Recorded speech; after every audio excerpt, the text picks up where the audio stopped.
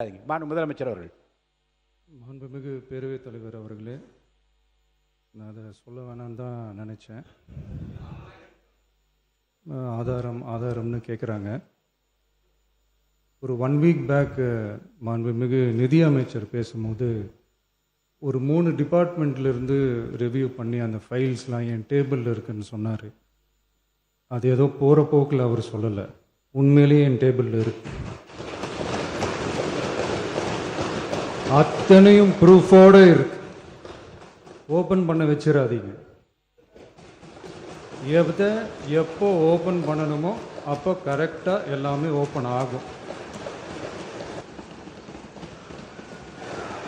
மாண்புமிகு இந்து அறநிலையத்துறை அமைச்சர் அவர்கள். இந்து அறநிலையத்துறை அமைச்சர் அவர்கள்.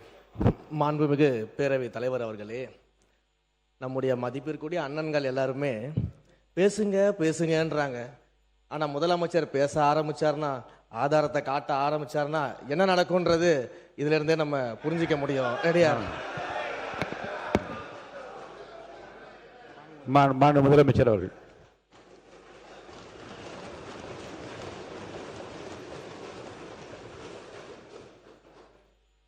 மாண்புமிகு பேரவைத் தலைவர் அவர்களே, மக்கள்கிட்ட எப்போ பேசணும், என்ன பேசணும், எப்படி பேசணும் எல்லாம் பேசிட்டு தான் அன்பாக ஆசையாக எங்கள் எல்லாரையும் கொண்டாந்து உட்கார வச்சுருக்குறோம்.